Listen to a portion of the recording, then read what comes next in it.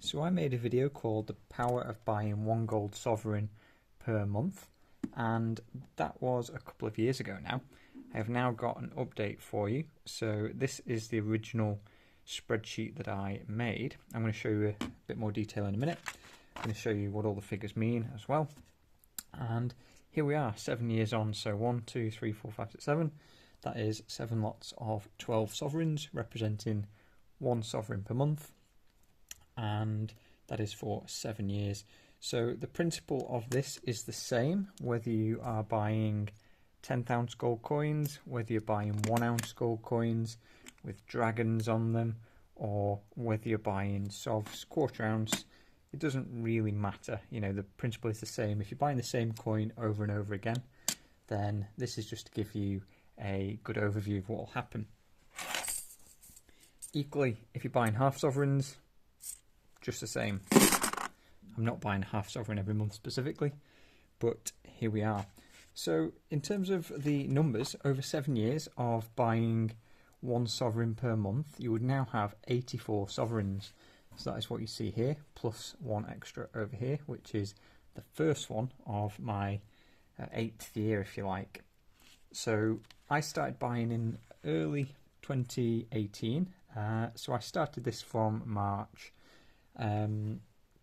So my years are going from March. What's special about the 85th sovereign, this one here, is that it tips us into the 20 ounces of fine gold content.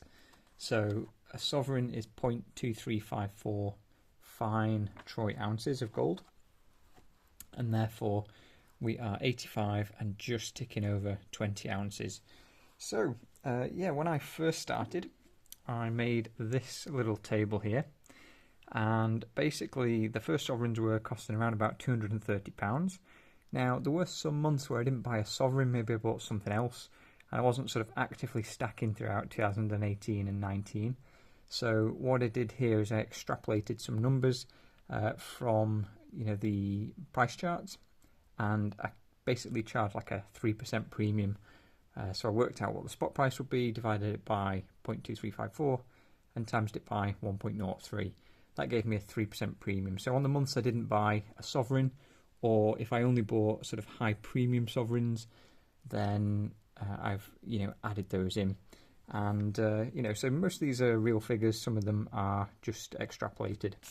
But they do give a fair representation of the spot price at the time and what you would have expected to pay.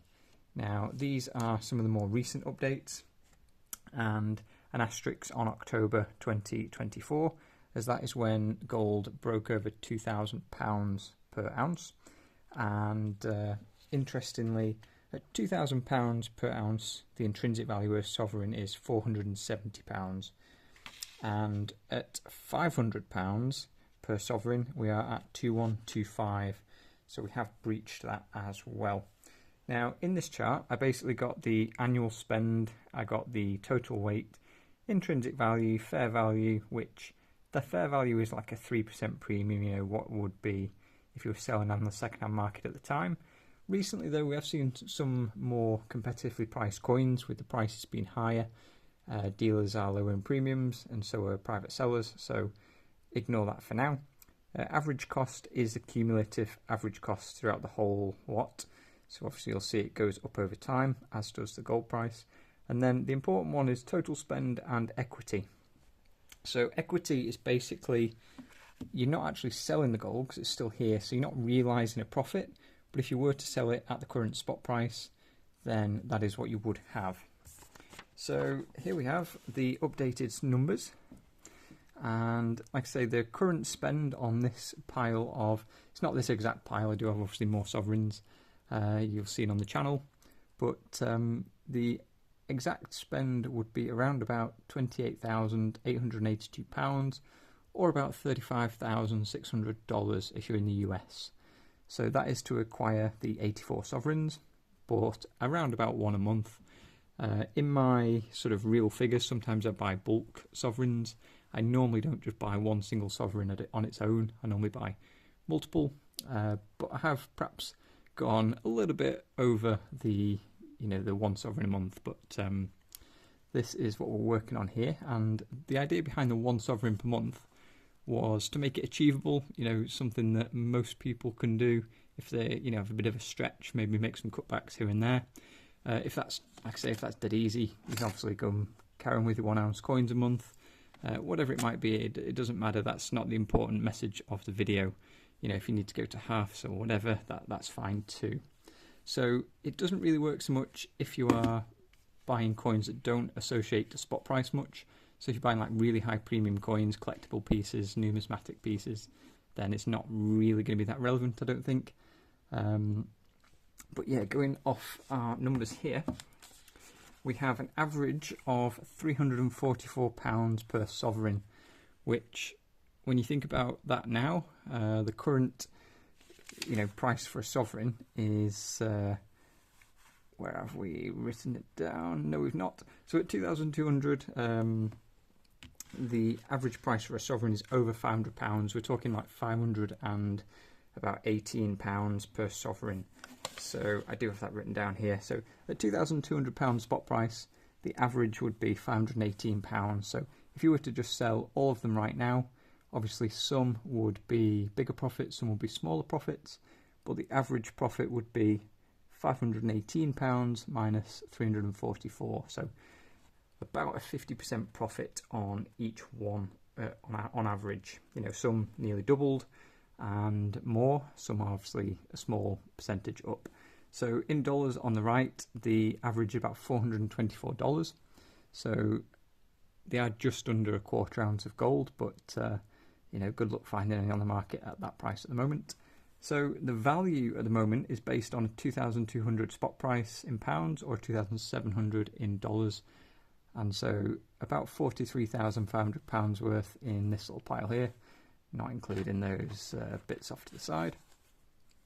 And in dollars, like I say, 53,400. So equity is effectively its profit if you were to sell, but it's unrealised because they're still sat here and you haven't sold them. So equity about 14,618 or about $17,800. Roughly, that's about a 50% gain. If you were to consider what you spent initially on this column, this row, and what you would get now, we're talking about a 50% gain there. And with sovereigns being capital gains tax exempt in the UK, then, or these ones at least, that would mean that we are in the clear. Profit, no tax to pay on those. Like I say, if you're doing the same thing with half sovereigns, your numbers would just be half of everything. Maybe sometimes you'd have paid slightly higher premiums, etc. But the principle is the same. So yeah, my stacking plans, I do venture from this. It's not that I stick to the 1 sovereign per month. I've accumulated at a higher rate most of the time, and for that reason, I've picked up other things as well. Like I quite like 1 ounce coins still. I'm not totally sure, how many 1 ounce coins I'll continue to buy, whether I continue to buy sovereigns. Like I often spend, the equivalent of an ounce when I shop for gold, but it's often in, multiple sovereigns instead. So, I just prefer the sovereigns really. They're, my bulk of my stack. And there are obviously Britannias, there are other options, but that is the video for today. So I'm looking forward to chatting with you in the comments. What do you think? 7 years on, good idea? Or, what would you do instead? The principle would also work the same if you were buying your favourite share or something like that. Obviously the price could go down for a year or two, or it could go up.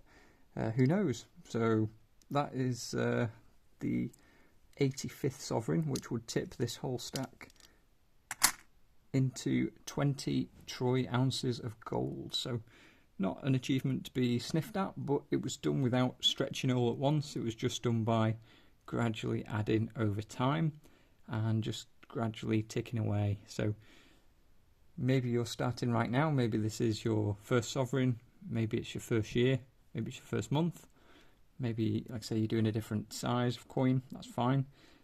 But in the future, you might have some months where it goes down, some months where it goes up, maybe even some years where it goes down or up. But say if you believe in the long-term story for gold, then perhaps it's an option to consider.